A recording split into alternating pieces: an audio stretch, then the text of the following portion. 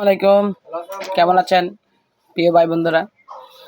আজকে পবিত্র জুমা মুবারক এবং আজকে আমাদের খুবই দুঃখের একটি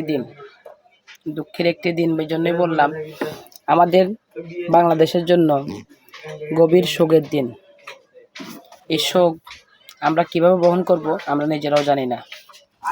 আমাদের বাংলাদেশ 54 বছর আগে স্বাধীন হয়েছে, কিন্তু আমরা এখনো স্বাধীনতা পেলাম না। খুবই আফসোস, খুবই দুঃখজনক। সবচেয়ে বড় আফসোসের বিষয় হচ্ছে আমরা 54 বছর আগে স্বাধীন হয়েছি, কিন্তু এখনো স্বাধীনতা পেলাম না।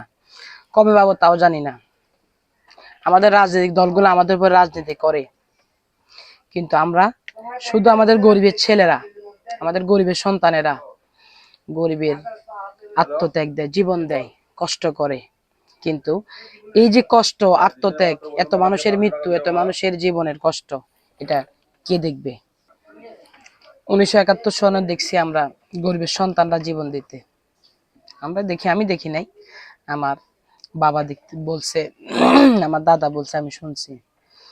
কিন্তু এই যে গরিবের সন্তানেরা সবসময় জীবন দেয়, আত্মত্যাগ করে, আর রাজনৈতিক দলেরা এসে আমাদের উপরে ভর করে, আমাদের উপরে রাজনীতি করে, আমাদের উপরে রাষ্ট্রনীতি করে। এই রাজনীতির নেতাদেরকে কি করা দরকার সেটাই আমরা জেনে বুঝবো। কারণ আমাদের জানা দরকার, আমাদের বোঝা দরকার, কেন আমরা এই রাজনীতি দলগুলোর হাতের পুতুল খেলা হব। আর কত মায়ের বুক খালি হবে, আর কত মায়ের বুক জীবন দেবে। জীবন দেওয়ার কি দরকার? তাই আসুন আমরা আগামীতে শিক্ষা নেওয়ার আমাদের অনেক দরকার।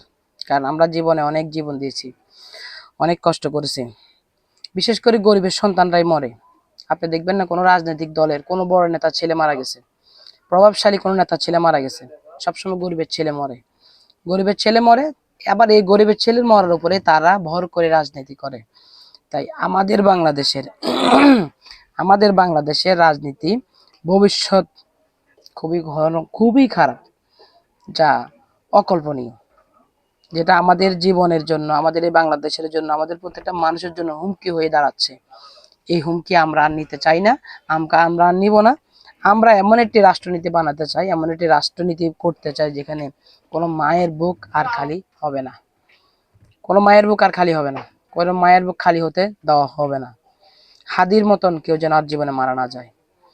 আবু সাইদ মরে গেল, হাজার হাজার মানুষকে হত্যা করার পরও তাদের রক্ত এখনো ঠান্ডা হয় নাই।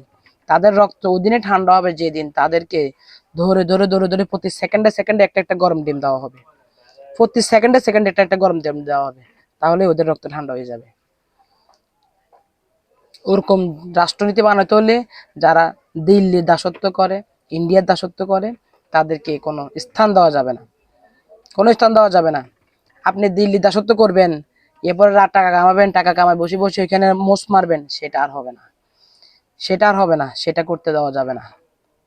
তাই দিল্লির দাসত্ব না করে বাংলাদেশের দাসত্ব যারা করবে, তাদেরকে আগামীতে আমরা ক্ষমতায় আনবো ইনশাল্লাহ।